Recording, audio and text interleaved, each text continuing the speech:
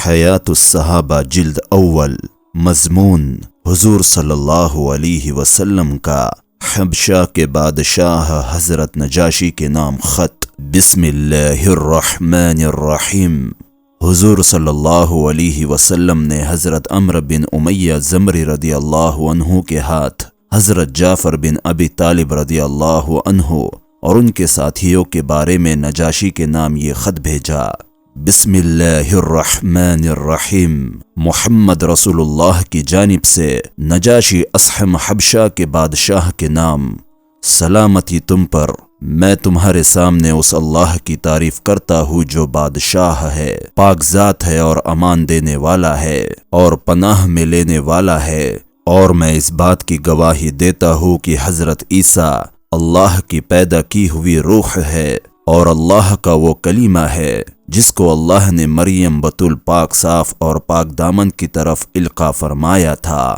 چنانچہ وہ حضرت عیسیٰ کے ساتھ امید سے ہو گئی اور اللہ نے ان کو اپنی خاص روح اور اپنی یعنی اپنے فرشتے کی پھونک سے پیدا فرمایا، جیسے کہ اللہ نے حضرت آدم علیہ السلام کو اپنی خاص قدرت اور پھونک سے پیدا فرمایا۔ اور میں تم کو اللہ وحدہ لا شریک لہ کی دعوت دیتا ہوں اور اس بات کی دعوت دیتا ہوں کہ تم پابندی سے اللہ کی اطاعت کرتے رہو اور میری پیروی کرو اور مجھ پر اور جو کچھ میرے پاس آیا ہے اس پر ایمان لاؤ، کیونکہ میں اللہ کا رسول ہوں اور میں نے تمہارے پاس اپنے چچیرے بھائی حضرت جعفر کو مسلمانوں کی ایک جماعت کے ساتھ بھیجا ہے۔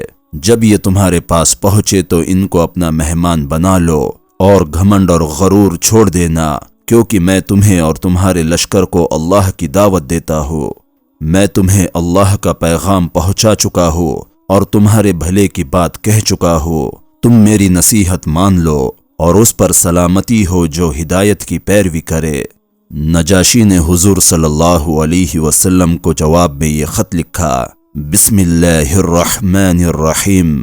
بخدمت حضرت محمد رسول اللہ نجاشی اصحم بن ابجر کی اور سے، اے اللہ کے نبی، اللہ کی اور سے آپ پر سلامتی ہو اور رحمت ہو اور برکتیں ہو۔ اس ذات کے علاوہ کوئی معبود نہیں جس نے مجھے اسلام کی ہدایت فرمائی۔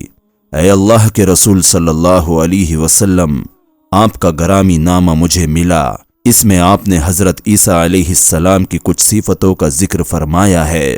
آسمان اور زمین کے رب کی قسم، آپ نے حضرت عیسیٰ کے بارے میں جو کچھ ذکر فرمایا ہے، حضرت عیسیٰ علیہ السلام کا مرتبہ اس سے ذرہ بھر بھی زیادہ نہیں ہے۔